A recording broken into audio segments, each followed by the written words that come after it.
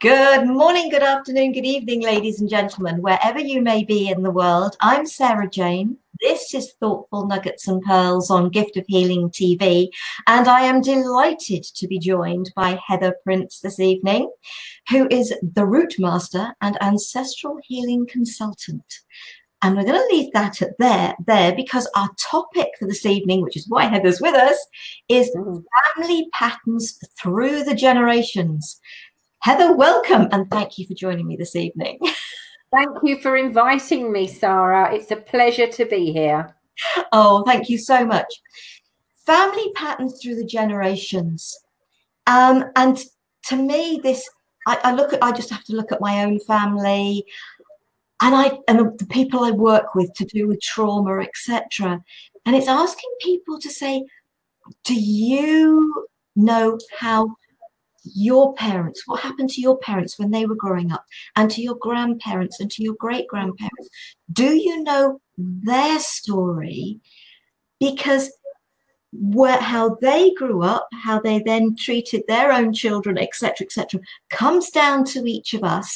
And then, not that I've had children, but from us to our children, and goes well beyond. And so patterns are learned behaviors. They are. Family patterns become learned behaviors. They form habits and they form routines because our primal caregivers, our parents, foster parents, adoptive parents, those adults set the bar. And those family patterns are what we learn. Yeah, absolutely. The little quote that I found: seeds sown by parents will germinate and grow in the hearts of their children. And I know they've got the word hearts in there. And the truth of the matter is, yes, because that can be pain in the heart, that can be hurt in the heart, as well as love in the heart. Absolutely. And so it is about us all opening up. And when we can, actually talking to parents and grandparents. So if you're young enough to be able to do that, actually getting an understanding from them and learning about your family history. You were talking about Danny Dyer before we started. I did. I found that the program that Danny's done recently, where he's actually gone back and he's looked at 3 or 4 ancestors in the first program, and then 3 or 4 ancestors in the second program, out of the very long line that traces him way back to a Viking that nobody knows where he came from. But, you know, eventually one of his ancestors was William the Conqueror.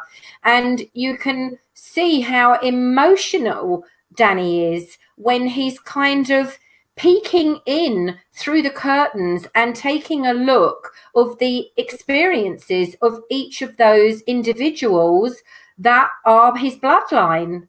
And it's the most, you know, wonderful thing to have that peek. And not everybody knows a lot, especially ancestry that comes from abroad, and maybe those records aren't there anymore. I know with my father's parents came from Russia. And I don't know much about where exactly they came from, whether it still exists, and what kind of life they had, and what my great-grandparents had living in Russia. And they came here in the very early of the 20th century.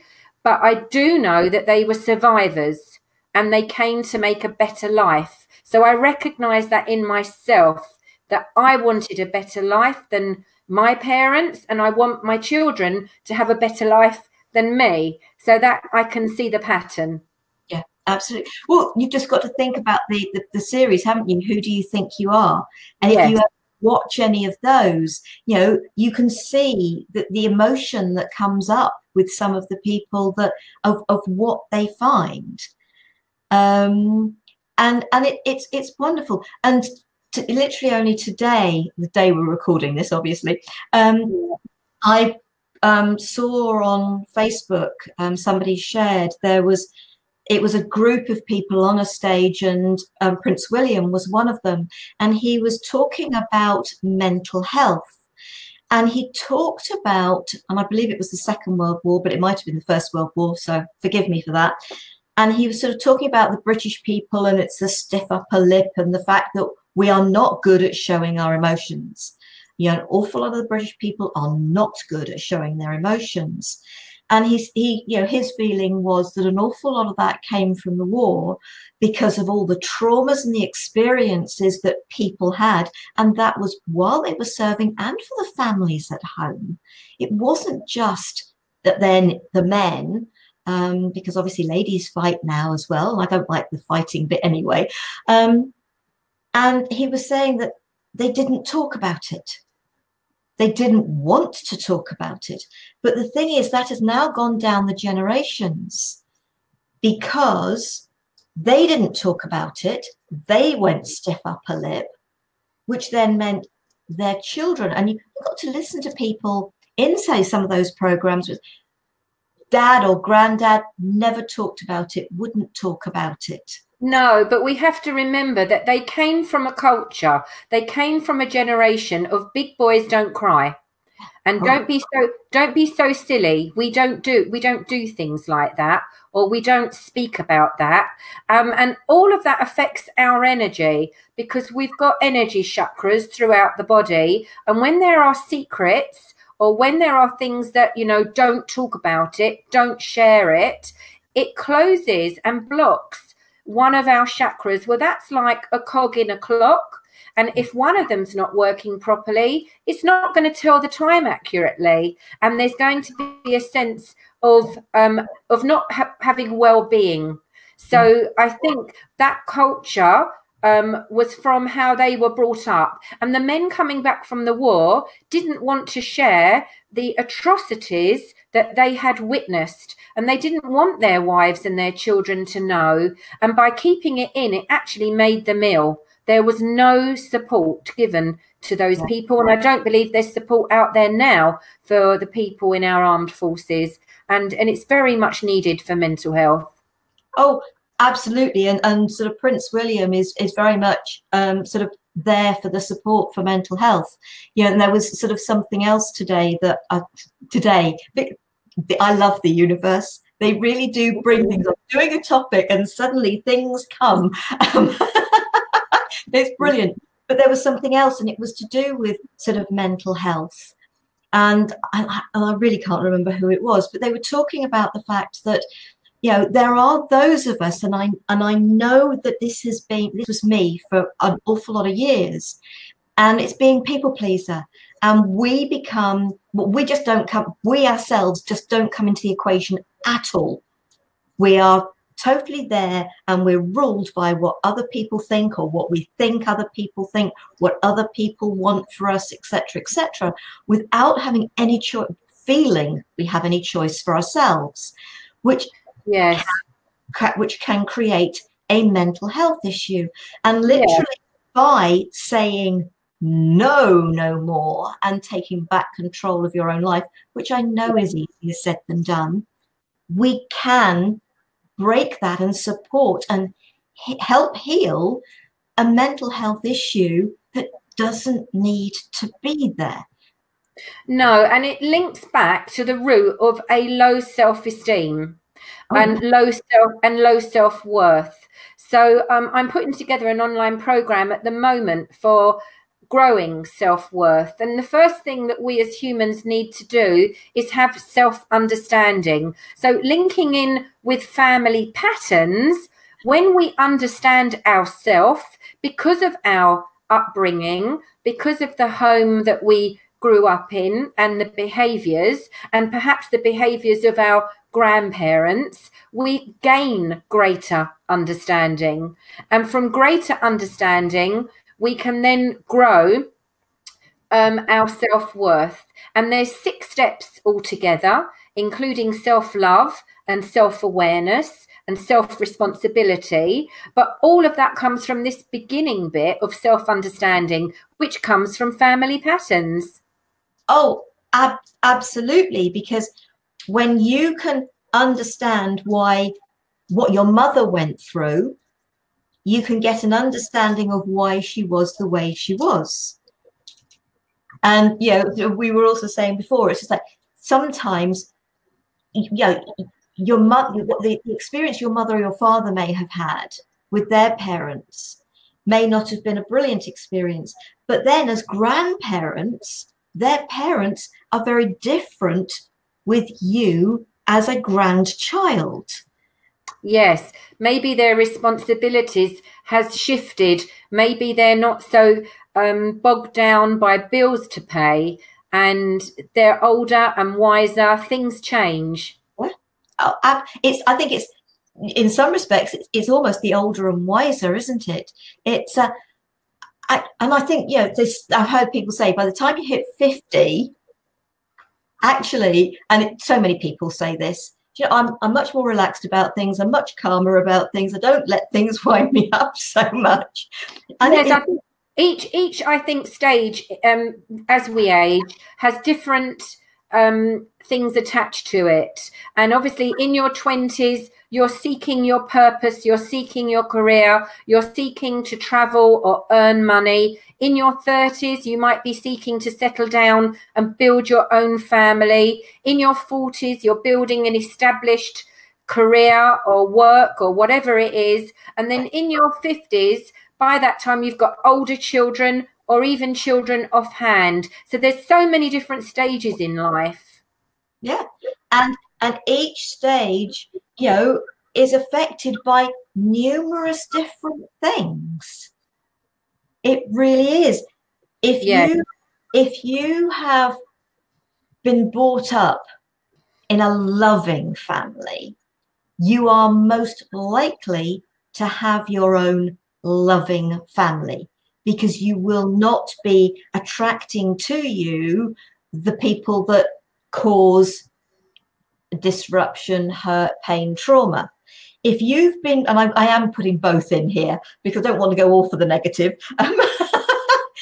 If you have been brought up, whether it's male or female, if you're a girl that's been brought up witnessing your mother being abused by your father, you are more likely to end up in your own abusive relationship. If you are and not even consciously, Sara Jane, because I had a client whose father actually beat her mother, and the mother was pregnant and lost the child. And then she got married to her young childhood sweetheart, and on a conscious level, there was no similarity. And as the marriage progressed and they had their children, he kind of turned and became a lot more physically abusive, which she had no idea about. So we've got these hidden antennae that attract to us or magnetize to us from our beliefs and what we're saying and what we're thinking, somebody similar to what she'd seen her mother go through. And that relationship had to end. And that's where my work, that I look at ancestral shadows coming in. I've got the list here, and it could be abuse. And in that case, it was physical abuse. It could be addiction. It could be violence. In that case, it was violence as well. Poverty, illness, abandonment, and betrayal. So even if you didn't know your grandparents, your great-grandparents, or way, way down the line, if that was going back maybe 6 to 8 generations, it comes down in your ancestral line. And like you've got your colour hair from your ancestors, or your colour eyes, or the shape of your nose, you've also got these shadows. And in my work, people are fascinated by the root of why this has come up in their life and what they've got to learn from it. Oh, absolutely. And in respect of the man involved in that, potentially he actually witnessed his father or a grandfather or an uncle, somebody to him that was like that. Yes, yes. And potentially only once children came on the scene rather than prior to, so witnessed it. And so potentially he thought that was normal. Yeah, and possibly came from a culture where women were less superior than the man in that culture. And so women could be hit or beaten or kicked or whatever it was. Yes. Yeah. Oh, yeah. Bless. I've had students in the house from many different cultures, and I do remember one particular culture where they weren't particularly polite to me. And I do remember saying to one of the young men, "Have you been taught to say please and thank you?" Yes, I said. We'll use it then. Yeah. It's, again, it's habit, isn't it? Family patterns and habits. And in some families, the habit is always say please, always say thank you, or always wash your hands before you eat. Yeah. Not every family does that. But I've got some notes here that family patterns can influence your beliefs about the world and your personal values. Your personal value is obviously politeness and saying please and thank you. And then it can also affect your relationships and how you socialize with people, because somebody might come from family where they don't have a lot of friends, they're not very social, and then somebody else might come from a very open house where all the friends come over and it's all very, open. And then eating habits and diet come from family patterns, because obviously your family either enjoy cooking and embrace food, and you learn about nutrition and you learn about health, or possibly you might have frozen dinners and you don't know what a fresh aubergine is. And then fitness and how you are physically active is another family pattern. Career, education and job choices. If you come from a family that say follow your dreams, or you come from a family that says people like us don't do that or don't achieve that. Also personality quirks and mental health issues. I think we saw that on Who Do You Think You Are with Ruby Wax, who had no idea that her relative had mental health issues, but it had come down the ancestral line. It's also about hobbies and how you spend your free time. Your religion, your culture and your social traditions, and even where you live. All of that is affected by family patterns. Yeah. But I do, because okay, with the program that we did, we were definitely talking about the ancestral healing with you. So folks, if you're watching this and you're thinking, oh, yes, go to the website, the interviews page, and you will find the full interview with Heather on that. So find that there. But you see, I look at that, and there was a program I was watching. It was one of these, sort of story ones, and the mother had the child, and in whatever years it was, and so she committed suicide in front of the family and maybe in front of the child. I don't know. Anyway, there was a huge issue about it. And I thought she was affected by postnatal depression, but of course that wasn't diagnosed then. No. So. And potentially with not my grandmother, not my great-grandmother, but potentially my great-great-grandmother, there was a potential issue that was a case then. And Ruby Wax, maybe I didn't see the whole of it, but maybe there's just an issue, because I know she said she had issues, but maybe that was a postnatal depression. Possible. And that person never came out wherever they were locked up. Absolutely. It was seen as typical of that time. Yeah, absolutely. So it was seen as a mental health issue rather than a hormone imbalance that could be sorted. Yeah. Meanwhile, unknowingly to Ruby, who has had mental health issues in her life, here was this ancestor that also had issues. And that can stem from the very root of fear. And when we've got fear, that's when anxiety arises. That's when panic arises. So it's about how we deal with fear. And I think children freely use the word stress nowadays. I think when my children were little, I don't think they knew the word stress. But nowadays, the kids seem to know that word. And is it stress, or is it just different pressures in different generations that have to deal with different stuff? And right now, it's all high technology. It's all iPhones and iPads and bullying, and bullying's been going on forever, but now it goes on online. So it's about showing the younger generation how to have courage, how to have love and not fear, and how to help themselves and seek their own truth. Oh, absolutely. It is. Oh, technology. Technology can be used for amazing things. Like what we couldn't do what we're doing right now without technology. Yes. All right, we both might be in England, but we're in different parts of England. Yeah. So, and I've had guests on from so many different parts of the world. Couldn't do this and be able to share the way we share without technology. So it's got its very positive aspect, but then it might have the negative aspect. So this week I heard about a lovely mother who has stopped television in her house and takes away her children's phones when they come in. They all sit down together and eat a meal and communicate. That's key for everybody. And then the children study, and they've been in the London Philharmonic Orchestra and they've attended Eton, and they're just a normal family, and they've come here from abroad.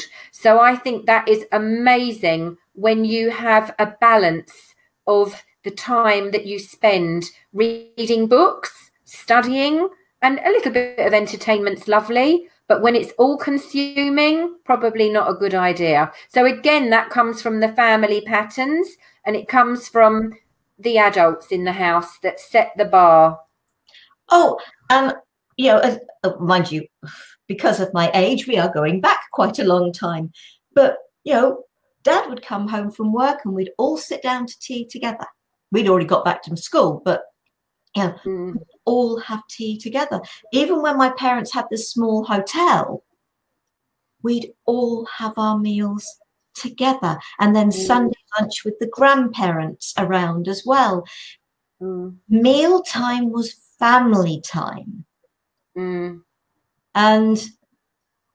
I suppose within the families, sort of my sisters try and still keep to try that going, although their kids are all grown up and they've got their kids of their own now. And it's lovely that, because that's how we've been brought up. So having that family time, Dad went out to work and Mum ran the hotel. But of course, she was able to do that from home. So yes, we had open house the whole time because we had a small hotel. Yeah. So, and sort of friends were invited to go as well. So we were very lucky. We lived in a very sociable, working in retail as well, and then working in public houses as well. You can't exactly do those without being. That was when I was actually very introverted, believe it or not, but I was still doing all those things. Yeah, I feel that I possibly would be labelled an introvert myself. And I think working in my dad's sweet shop in Wanstead High Street when I was 15 years old, it made me have to talk to the public. And that helped me become a little bit more outgoing, because I think basically I'm quite a shy girl. Yeah. Oh, that's where I was, as far as I was concerned, that the insecurities within me were rife right up to my early 40s. And I was doing this in my teens. So but I love the fact that all my experiences have led me to be able to do what I do today, which is the sharing. But okay, sort of my mother she didn't have any brothers and sisters. And actually her best friend became a nun and is my godmother. But it's looking at how things were for your parents' families and your grandparents' families, and knowing how things were for them that can actually, as we've said, lead you. And it is the seeds sown by parents that make a difference, and the seeds sown by their parents into them, etc. It is that that growth from there. Absolutely. Yes. So, and I just hope that people will sort of think about this, because in my work, I do ask people, you know, when they've gone through traumatic stuff, I don't condone anybody that does anything to hurt anybody else. I do not, will not, have not, you know, all those. I just won't do it. I will not condone anything. But I can ask people to think about how and why it could have happened. Not condoning it, you know, and that's totally up to them about the forgiving of it. Yes. But if you can come into an understanding, it can potentially help prevent it from going to the next generation. Yes. And I think that's the important thing. I don't know about you, but I do come across people and say, yeah, that's how I was brought up. And I was absolutely determined my children were not going to be brought up like that. Yeah. Some people do break that cycle. Yes. I did have a client whose father was an alcoholic, and she was very aware that she did not wish to go down that route, because it's quite common that she could have done. But with her awareness and working on herself and her self-esteem, she has moved in a different direction and has made a very successful life for herself, and therefore changed her way and brought up her children differently. So yes, it can be done. Oh, it can. It really can. Have you? We're coming to the end, but have you got anything finally that you'd like to share on this before we close? I can share. I'd like to share a story, and let's just find this little story that I can share with you. A lady from African descent came for ancestral healing because she just felt a deep and an unknown sadness. She was about 46 at the time. She wasn't married. She'd never really felt joyful about life. And we discovered that her ancestors had been on slave ships on their way to America. And in particular, a female who was very upset because many of the people on the ship had actually died from disease and malnutrition. And as we discovered this lady began to cry, and she let go of this overwhelming sadness. And after the clearing work was complete, she felt great relief and could see that through living her life more fully, that it would also heal her ancestry. And we worked together over a period of time to clear everything that had been in her way and had kept her stuck and feeling unhappy. And she realized that what she'd learned through this problem was that she now needed to make the most out of her life and break that pattern. So that's just something that once we see the bigger picture, we understand why we might feel the way that we feel. Oh, absolutely. And it is helping people to sort of, that there is a reason behind it. Yes. I mean, the work that I specialize in obviously is not medical, and I don't claim to be. And if somebody has got an issue, then please do go to your doctor and go to a specialist. But if you feel that it's something deeper, that it does resonate with you, that it comes from family patterns, then please, don't hesitate to contact me. And I do offer a free clarity conversation where you're under no obligation. And it's lovely that there is help and support out there if people feel that they've got a family pattern that's come from, and it, some people, yes, can do it themselves, but other people need the support. And absolutely. Heather, thank you so much for joining me. And I hope that, you know, that although we've got some people who've been watching us live and you've all been very quiet as per usual, been lovely to have you there. And I hope that this has helped. And the idea is it's inspiration, it gives you insight, gives you something to think about. And whether you agree with us or not, it doesn't matter. If it's given you food for thought, that's what it's all about to me. Yeah. Next week, the topic is going to be patience, not as in being a patient, but patience. And so I hope you will join me for that. In the meantime, folks, thank you for joining us. And feel free, comment if you wish to on the website, giftofhealingtv.com, or through the giftofhealingtv@gmail.com directly to me if you would prefer to pass. And if you've got a comment you wish for Heather, then just send it to me at giftofhealingtv@gmail.com, and I will forward those to Heather as well. And please feel free to get in touch. That's what we're here for. In the meantime, Heather, thank you so much indeed. Thank you. Love, peace, and light to you all. Namaste. Namaste.